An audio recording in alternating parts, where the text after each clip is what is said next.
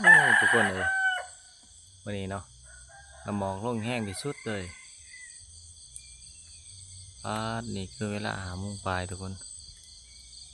เดือนเนาะเดือนกระแจงน้ำหมอกโอ้แห้งที่สุดเป็นเวรหัวผู้เลยทุกคนเลยกราบทักทายสบายดีทุกคนเนาะวันนี้เป็นเสาร์ของวันพฤหัสบดีตอนนี้เป็นเวลา5 โมงเกือบจะ6 โมงทุกคนเลยแต่ว่าน้ำหมอกโอ้แห้งนี่อยู่บ้านทุกคนน้ำหมอกโอ้วันนี้ถือว่าลงแห้งอีหลีเนาะปุ้ยน้ำหมอกแห้งวันนี้ซ้ำมิดฝนเลยทุกคนที่ว่ามันค้างในใบเขานี่เนาะ6 โมงปลายเลยน้ำหมอกก็มาแห้งแต่มันนี่เนาะทุกน้ำหมอกแห้งเลยทุกคนมันนี่แห้งทักทายสบายดีเนาะทุกคนมันนี่น้ำหมอกโอ้แห้งกันดีทุกคนเลยเอากะสีเขาในเมืองก่อนทุกคนมันนี่เนาะมาแข่งก่อนเพราะว่าร้านมันสบายนะมันจะพาร้านไปถึงหมอเนาะทุกคนเนาะเบิ่งน้ำหมอกโอ้ตัวแห้งกันดีเนาะเอาการทักทายสบายดีเนาะตอนนี้เขากับผ้าน้องไข่มุกมาของหมอกับแข่งเนาะสารวัตรเด็กกับซาบูรันดาเป็นหมอสบายเนาะเป็นไข่ลายมือแล้วเนาะในกวดแถวหมอแข็งแถวเมืองเขาเองกับบ่เศร้าเนาะส่วนบ่เศร้าฝากติดตามทุกคนเลย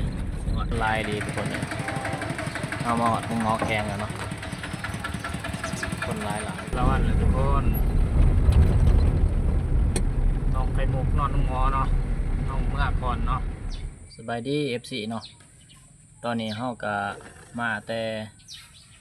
แข่งสารวัตรแล้วทุกคนหลังจากที่เฮาไปเมื่อเสาร์เนาะไปส่งน้องไข่มุกกับนั่งผู้ระดาเนาะลูกบาลูกเพิ่นบ่สบายทุกคนเฮาไปส่งหอดหมอแข่งสารวัตรเนาะตอนนี้เฮามาแล้วฮอดงานทั้งชาติแล้วเนาะก็ขอมกขอบใจน้ำผู้เขาติดตามเขารับชม FC ทั้งหลายเนาะสบายดีเนาะ FC สุขุสุคนเนาะมื้อนี้ก็เป็นเสาร์ของมื้อวันศุกร์ทุกคนของวันที่17เนาะมื้อนี้เฮาก็สิไปงานแต่งทุกคนเลยไปงานดองบ้านเฮาเอิ้นงานดองเนาะกับว่าเป็นระบ่าวทั้งพี่น้องทั้งเมียเฮาเนาะเอาไปติดตามกันทุกคนว่าเจ้าสาวกับเจ้าบ่าวเพิ่นสิรอหรือบ่รอเนาะเพราะว่าก็วัยกลางคนแหละทุกคนเลย30 ปลายปีเนาะไปแล้วก็ได้ยินว่าทีมงานเฮาเนาะเพิ่นว่าสิขึ้นตอนแรกมื้อนี้เนาะประมาณ3 โมงทุกคนแต่เฮาก็อยากไปเนาะทุกคนเนาะเฮาก็ยังยากยังค่าเวียกอยู่ทีมงานเบาเฮียงสิขึ้นมื้อนี้เนาะเฮาหันนึงแหละเฮายังสิไปรัดเอาน้องไข่มุกเนาะคือลูกสาวของซาปูราดาทุกคนเอาไปส่งเพิ่นไว้เมื่อวานนี้เนาะอยู่ที่ห้องหมอแข้งสารวัตรทุกคนแล้วเฮาบ่ได้นอนเนาะป้าให้เพิ่นนอนกับแม่เพิ่นอยู่ห้องหมอเฝ้าน้องไข่มุกแล้วเฮาออกมาก่อนเพราะเฮาก็ค่าเวียกแล้วเฮาก็ยังสิจักสิได้ไปนำเบาเหี่ยงหรือบ่เนาะทุกคนเพราะว่ายังติดตามอาการน้องไข่มุกเนาะว่าเพิ่นเป็นจังไดเพิ่นสิเศร้าไว้บ่เฮาสิได้ขึ้นท่านนำเบาเหี่ยงบ่เนาะคันว่าสันเฮาก็สิได้ย่างน้ำล้างเพิ่นทุกคนเนาะให้เพิ่นขึ้นก้อนตอนแรกนี่เนาะเป็นจะได้กับฝาก FC ติดตามกันเนาะ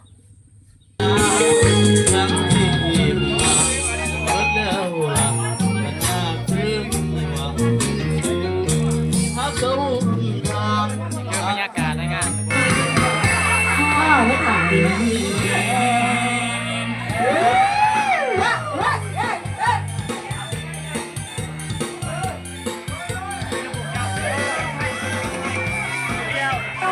สาวไทยเปิดซิง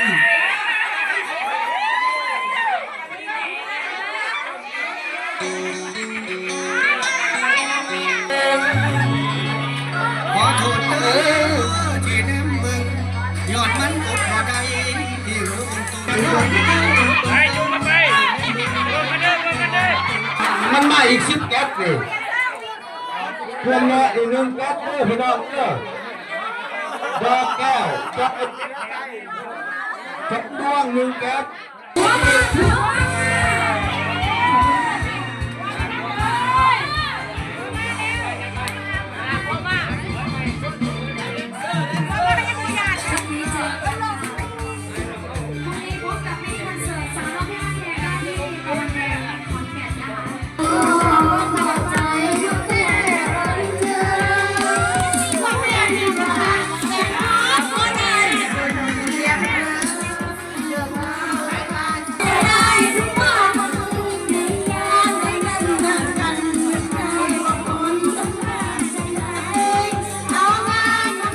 ดีเนาะทุกคนตอนนี้เป็นเสาร์ของวันที่18ทุกคนเป็นวันเสาร์เนาะคือวันเสาร์ที่ว่าเราไปงานว่านนี่เนาะมันสุกกันดองกันและทีมงานเราขึ้นแรงว่านนี่ทุกคนประมาณ3 โมงเนาะแต่ว่าเราบ่ได้ไปน้ำเพิ่นทุกคนเราข้าเวียกเนาะแล้วก็ยังสิไปเอาไอ้น้องไข่มุกอยู่หมออยู่ทุกคนเลยเนาะจะมาเราบ่ได้ขึ้นทุกคนเพราะว่าเราได้รับปากเพิ่นได้เรียกว่าสิกลับไปรับเขาเพิ่นเนาะตอนออกแทงหมอเอาตื่นมากับอยู่บ้านทุกคนกินกาแฟคือเก่าแหละเนาะกินกาแฟจังสิไปหาเบิ่งเอาหัวออกนั่นแหละทุกคนก็เอาหัวออกคือเก่าเนาะทุกคนเนาะมื้อนี้โอ้อยากไปพูดหมู่เด้ทุกคนเนี่ยแต่ว่าข้าเวียกเนาะทีมงานนี่คือสิมานแล้วเมื่อคืนนี้แต่ว่าฟันดีอะไรก็แล้วมีแต่เฮารอฟังข่าวทุกคนเลยเอาหัวออกทุกคนเลยเมื่อวานนี้เนาะเอาปลายลูกชาย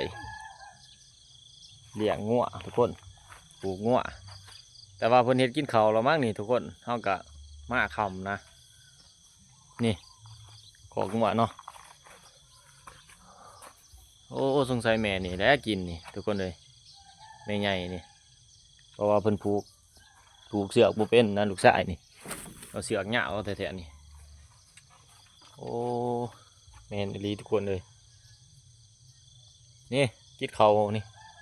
ที่เพิ่นกินบ่หลายเนาะกินซ้ำนี่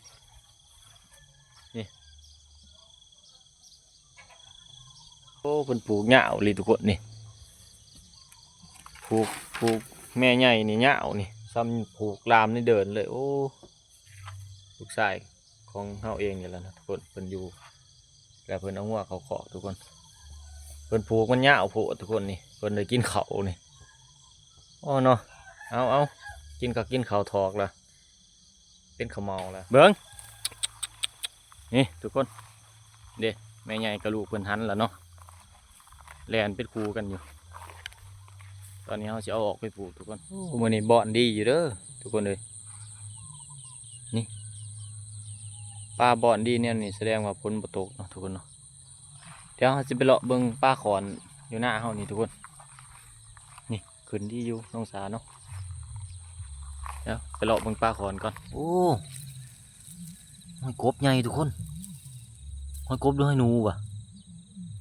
ขนูก็สิเป็นหนูแพงทุกคนเลยนี่หอยใหญ่อีหลีนี่โอ้บ่ทันขอนเด้อทุกคนเด้อนี่ทันขอนบ่ทันขอนนี่น้ำยังหลายอยู่เนาะสิเป็นหอยใหญ่เฮาเนาะอันก็ไฮเทิงเนาะแง่เห็นตัวนี้สิเป็นไฮลุมทุกคนเลยพูนรักน้องสาเฮาไปดิอยู่ไกลนี่มาเลาะเบิ่งเขาทุกคนเลยก็งามอยู่ทางนี้เนาะกระแทกขาดปีนี้เอาบ่ได้ทุกคนเลยแทกขาดใหญ่เลยอัดบ่ไว้คนเดียวทุกคนซีเมนต์กบมันเห็ดมุงเมื่อคืนนี่ห้อยบักใหญ่เลยนี่เนาะจังว่ามันสิเขาหูนี่ไปจังทุกคนเบิ้งเอาสิตกเบิ้งเนาะเขาอยู่หูนี่ม้วนเลยนี่ทุกคนเลยนี่จกเบิ้งก่อนโอ้มาเลิกแต่ทุกคนเขาหูเลยไปจังทุกคนเลยนี่จกเบิ้งก่อนเบิ้งแง่เบิ้งก่อนทุกคนโอ้บ่ได้ทุกคนเลยมันเลิกลานี่มือเขาบ่ล้มเนาะเขาบ่ได้ถือเสียมทุกคนเลยบ่ได้ทุกคนเลยลายอยู่ทุกคนแต่มันพัฒนาใหญ่โว้นอยู่สูงเนาะ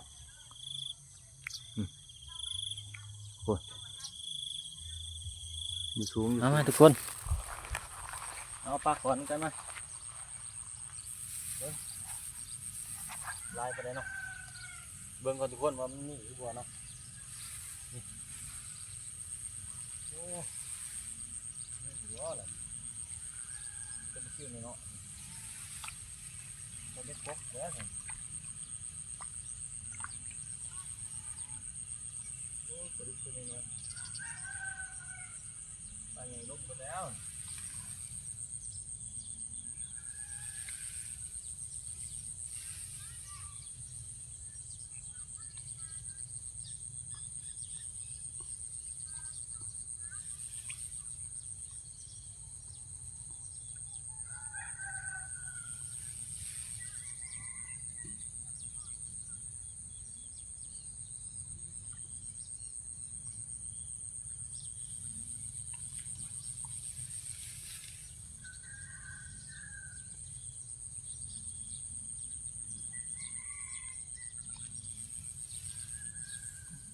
ปลาตัวน้อยๆนี่ทุกคนเลยมันลงเบิดตัวใหญ่เนาะแล้วตัวน้อย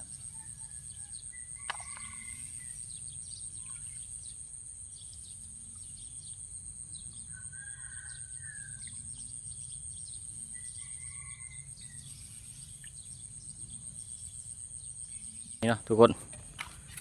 ได้แล้วทุกคนเลยนี่ในคลองนี่แหละเนาะบ่ร้ายมีแต่ตัวน้อยๆนี่ดีนี่มันต้องเอาลองตะกะเอาบ่ได้ร้ายหรอกเดี๋ยวไปเทใส่ทางทุกคนล้างกี่ต้มบก่อนมาทุกคนมาล้างปลาแล้วกันพี่เนาะปลาที่เราไปงมมาเหมือนกันเลยเนาะเราจะล้างตรงนี้ตัวใหญ่ทุกคนเลยนี่ตัวน้อยๆมีปลาใหญ่มันลงเบิดแหละทุกคนเลยปลาใหญ่ลงเบิด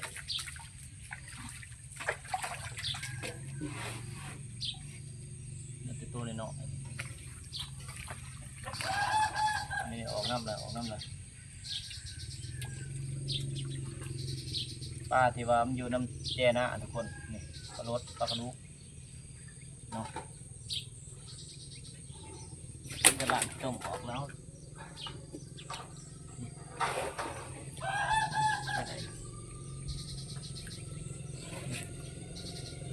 ปลารสหนีมือทุกคนเลยนี่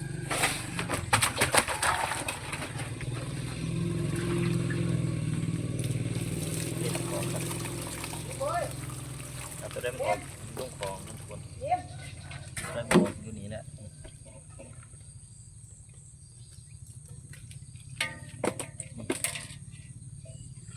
โอ้ยเจ้าตัวนี้หน่อยทุกคนเลยตัวใหญ่นี่นี่เลยก็ได้ใช้แกงหน่อไม้ทุกคนมาทุกคนมาที่เขาซ้อมกันแกงหน่อไม้ทุกคนแกงหน่อไม้จุดแสบเนาะ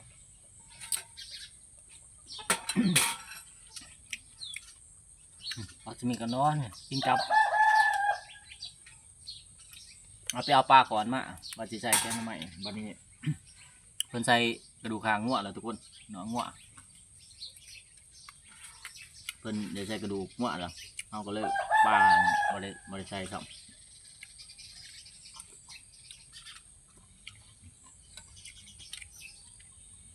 นี่เพิ่นใส่กระดูกงัวก่อนทุกคนเลย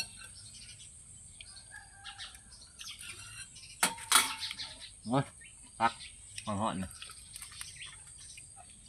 ปักจะมีกับแกงหน่อไม้ย่ำนี่มันจืดไว้แล้วทุกคนแต่ว่าเอิญว่าเป็นหน่อไม้น้ำหมอกเนาะมันจะจืดง่าย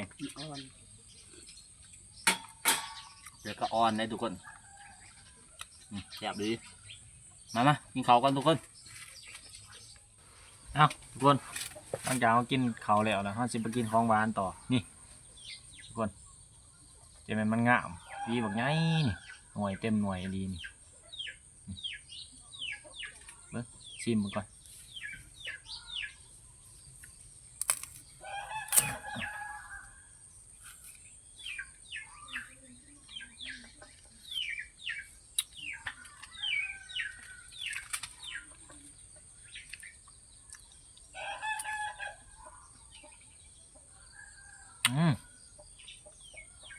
ดีจริงทุกคนเลยเขาสอนมันมีใหญ่แล้วก็หน่วยใหญ่พร้อมมะกล้วยบ้านเราเองเนี่ยทุกคนเลย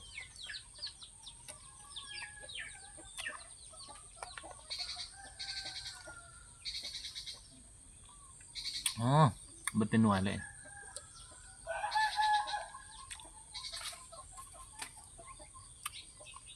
อ๋อรสชาติพอดีหวานทุกคนเลยเอ้าก็ขอฝากนำ FC เนาะกดไลค์กดแชร์เขาติดตามเนาะเขาบ่ได้ไปผู้สำทุกคนเลยอยู่บ้านก็